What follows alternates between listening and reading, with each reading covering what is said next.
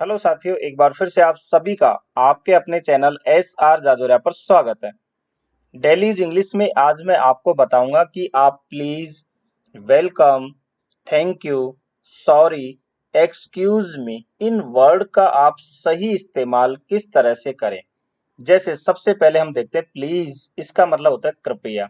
कहाँ आप यूज करते हो? जब किसी से कुछ पूछना हो, कुछ लेना हो या कोई काम करवाना हो, तब आप प्लीज का इस्तेमाल करते हो। विनम्रता के लिए हम प्लीज का इस्तेमाल करते हैं। जैसे मान लीजिए आपने किसी से कहा कि प्लीज मुझे एक गिलास पानी दे दीजिए, तो आपने वहां प्लीज कहा कोई काम करवाने के लिए। इस तरह से आप प्लीज का यूज करें। जब कोई व्यक्ति आपका काम करता है, तो आप हिंदी में क्या बोलते हो उसे? धन्यवाद। और इंग्लिश में क्या कहते हो? थैंक्स या थैंक यू। इसका मतलब भी धन्यवाद ही होता है।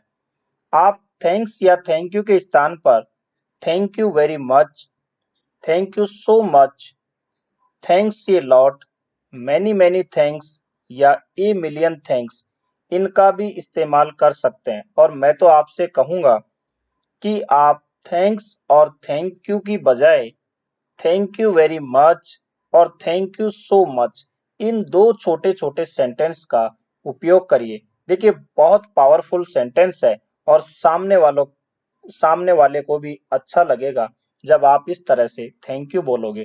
Thank you very much, thank you so much. तो आप थैंक यू कब बोलोगे? जब कोई व्यक्ति आपका काम करता है उसके बदले में। जब आपको कुछ दिया जाता है और आप न लेना चाहे, तो हिंदी में कहते हैं जी नहीं, धन्यवाद। इंग्लिश में कहते हैं नो थैंक्स।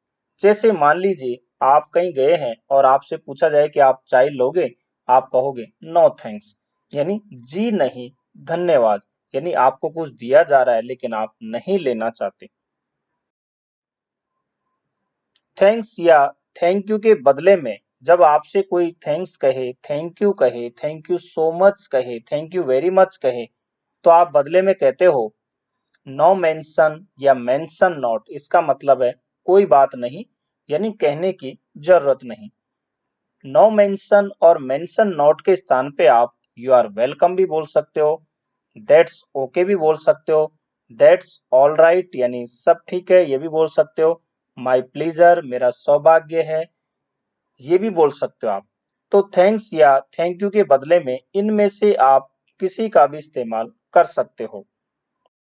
सॉरी, सॉरी का मतलब होता है दुख है, अफसोस है या खेद है।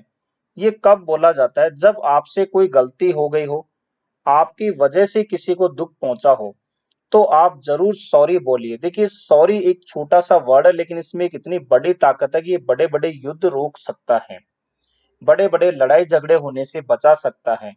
होता क्या है कि हमारे सामने समस्या है कि मैं क्यों सॉरी बोलूं, सामने वाला भी तो बोले। कोई बात नहीं, आप बोल दीजिए, थोड़ा छोटा हो जाइए। लेकिन सॉरी जो शब्द है, ये विनम्रता की ओर ले जाता है आपको, और इससे बहुत बड़े-बड़े झगड़े आसानी से सुलझ जाते हैं। इसलिए इस शब्द का प्रयोग कीजिए और लाइफ को आसान बनाइए।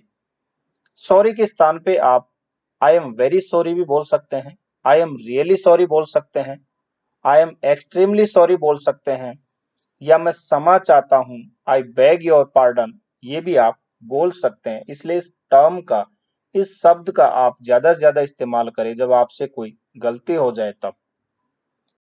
एक्सक्यूज मी, इसका मतलब होता है कृपया ध्यान दें।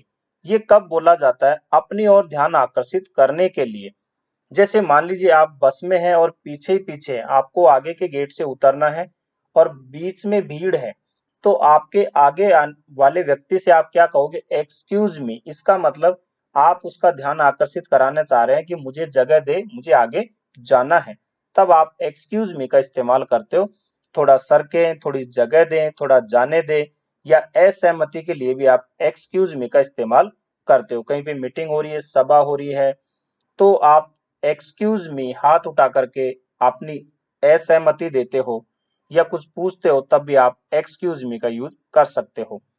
छींक आने पर एक से ज्यादा व्यक्ति हैं और आपको छींक आती है, तो आप एक्सक्यूज मी बोलते हो। आप अकेले हैं तब बोलने की जरूरत आपको नहीं है, लेकिन वहां कई लोग हैं तो आपको बोलना चाहिए, ये आपके अच्छे संस्कार हैं।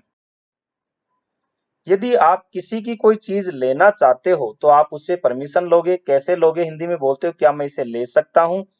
इंग्लिश में आप बोलते हो मे आई टेक इट, क्या मैं इसे ले सकता हूँ। तो मे आई टेक इट, क्या मैं इसे ले सकता हूँ।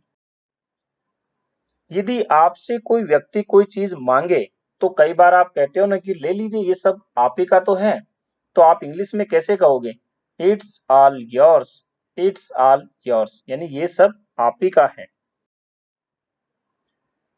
जब आपके घर कोई आता है तो आप स्वागत हिंदी में बोलते हो, इंग्लिश में क्या बोलते हो? वेलकम, आपका वेलकम है। तो वेलकम के स्थान पे आप you are welcome, you are most welcome भी आप बोल सकते हो। मान लीजिए आपके घर पे कोई आया है, कोई गेस्ट आया है आपसे मिलने के लिए, बहुत दिनों में आया है, उससे देख करके आपको बहुत खुशी हुई है। तो आप इस तरह के सेंटेंस का इस्तेमाल भी कर सकते हो कि मैं अपनी खुशी शब्दों में व्यक्त नहीं कर सकता। I can't express my happiness in words.